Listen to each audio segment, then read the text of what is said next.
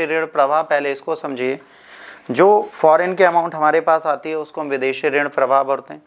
इनकी चीज़ों को चेक करना, टैकल करना हमारे लिए बहुत ज़रूरी है। यदि हम इन चीज़ों को चेक कर पाएंगे, टैकल कर पाएंगे, तभी हम चीज़ों को कर पाएंगे।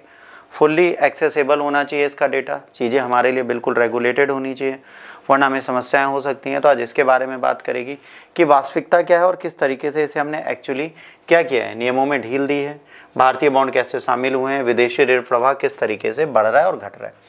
विदेशी ऋण प्रवाह का मतलब क्या होता है? फॉरेन से जो हम लोन लेते हैं, फॉरेन करेंसी में जो लोन लेते हैं हम उसकी बात करते हैं, उसे हम क्या बोलते हैं? विदेशी ऋण प्रवाह। ये एक बहुत अलग तरीके की चीज़ है। ये हमारे फॉरेक्स को बढ़ा भी सकती है, घटा भी सकती है। अगर पॉजिटिव है, बहुत ज़्यादा ऋण आ रहा है, तो हमारा फॉरेक्स बढ़ रहा है।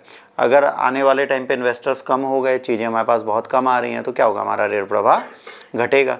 तो ये दोनों चीज़ें हमारे साथ हो सकती हैं। ये सोली हम पर डिपेंड करता है हम उन चीज़ों को किस तरीके से रेगुलेट या टैकल कर रहे हैं। इस पर कोई थर्ड पार्टी काम करते हुए नहीं दिखती। तो ये विदेशी ऋण प्रवाह कहाँ पे काम करता है, क्या चीज़ें करता है, कैसे इसे रेगुलेट करता है, आइए आज हम उसको समझते हैं। फुल्ली एक्सेसिबल रूट आरबीआई और सेबी द्वारा है, ठीक है, जिसे भारतीय सरकारी प्रतिभूतियों में विदेशी निवेश को उदार बनाते हैं। अब यहाँ पर क्या है, G-SEX में बिना किसी निवेश सीमा परिवर्तन और क्षेत्रीय प्रबंधन के स्वतंत्र रूप से हम क्या कर सकते हैं? निवेश कर सकते हैं। हम चाहें जब भी हम प्रॉपर मैनर में निवेश कर सकते हैं। देखिए, विदेशों से चीज़ें लेना हमारे लिए क्यों आसान है और क्यों ज़रूरी है, आप समझिए। मान लीजिए हमारे देश की जो करेंसी है, ठीक है, $1 बराबर 88 रुपये, और हमको डॉलर में कर्जा वापस चुकाना है। हम रुपीज़ में चुकाएंगे, हमें ज़्यादा डॉलर लेना पड़ेगा। अगर हमें लोन में डॉलर मिल रहा है, वही डॉलर उठा के लोन चुकाए दे रहे हैं, तो हमें कम पैसा देना पड़ेगा। तो हम कोशिश क्या करते हैं कि हम फॉरेन करेंसी में जल्दी चुकाएं।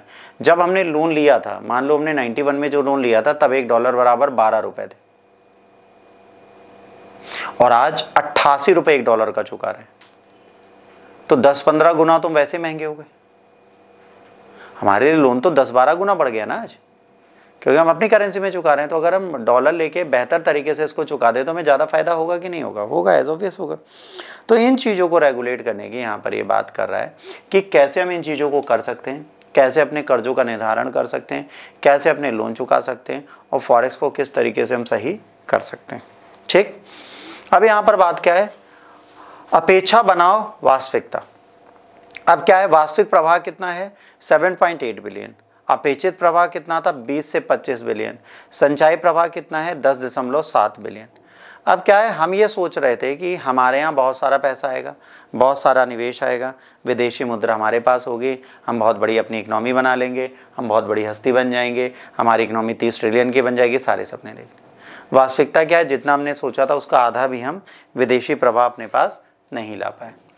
2025 में निवेश का वितरण क्या था? FAR श्रेणी में, ठीक है, फिर सामान्य श्रेणी में, और फिर ऋण श्रेणी में। मतलब जो एडवांस आपका रिसर्च था वो बहुत ठीक से नहीं गया, आपके पास बहुत ज़्यादा पैसा नहीं आया। घरेलू बाजार अस्थिर है, तो इसको स्थिर बनाने की हमें आवश्यकता है। यदि हम इन्वेस्टमेंट चाहते हैं तो हमें क्या कहिए, है ना, तो हमें पहले बाजार को सही करना पड़ेगा। उपज की अस्थिरता की कमी, उपज जो है वो बदलाव पे चलती है। जैसे अभी मोथा आया, मोथा जब आया तो उसने क्या किया, धान की फसलें खराब कर दी, तो जो उपज है उसमें अस्थायीता आ गई ना। इस साल धान की फसल खराब हुई तो गेहूं चावल में चावल हमारे यहाँ कम आएगा।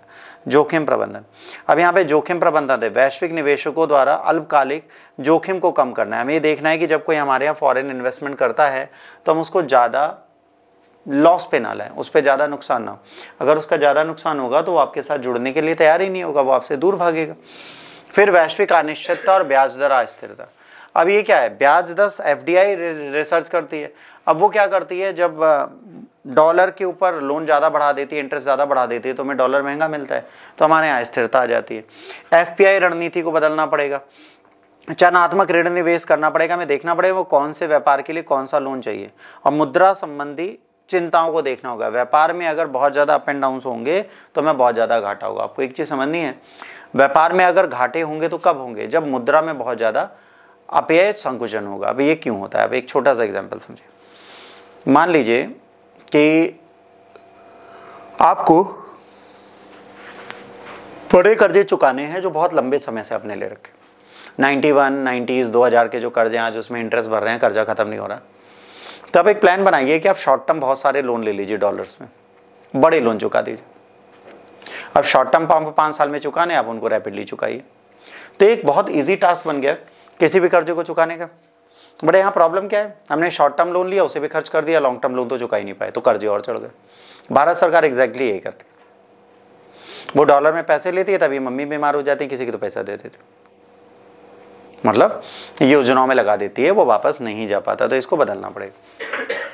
स्थिर मुद्रास्फीति है 4 से 5 के लक्ष्य के करीब है। हमारी जो जीडीपी है वो इस टाइम पे बहुत फ्लेक्सिबल है, और त्योहार का सीजन जब आता है तो क्या होता है, हमारी सेल बढ़ जाती है, जिससे हमें फायदा होता है। अब ऋण बाजार का महत्व क्या होता है, उधार लागत में कमी होती है ना। सॉवरेन यील्ड कर्व वो गहरा किया जाता है, तरलता में सुधार होता है, बाजार में बहुत ज़्यादा पैसा आ जाता है। जब पैसा होता है, कैश फ्लो होता है, तो लोग काम कर पाते हैं, तो यहाँ कैश फ्लो की ज़रूरत है। कैश फ्लो होगा तो बाहरी स्थिरता इसमें अपने आप आ जाती है। सकारात्मक संदेश हैं, हमें पता है अगर यूएस और इंडिया के बीच में व्यापारिक समझौता हो जाता है तो हम चीज़ों को बहुत बेहतर कर सकते हैं। जब तक यूएस और इंडिया के बीच में कोई व्यापारिक समझौता नहीं होता तब तक हमें समस्या है। एक बार एक व्यापारिक समझौता हो गया तो समझ लीजिए हमारी जो मॉनेटरी पॉलिसीज़ हैं, जो हमारी पॉलिसीज़ का सुधार है, वो बहुत पॉजिटिव होने लगेगा और हमको बहुत सारे पॉजिटिव लाभ दिखने लगेंगे। इस चीज़ को आपको समझना है और इस चीज़ को आपको रेगुलेट करना है।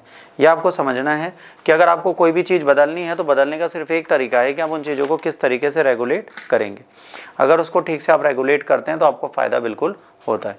उपेक्षाओं का कम प्रभाव करना है, हमें कोशिश करनी है उपेक्षाएँ बहुत कम हो।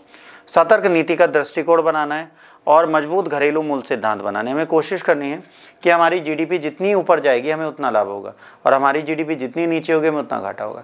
तो हमें अपनी जीडीपी को मजबूत करना है, हमारा सकल घरेलू उत्पाद बढ़ता जाएगा तो हम लाभप्रद स्थिति में अपने आप आ जाएंगे।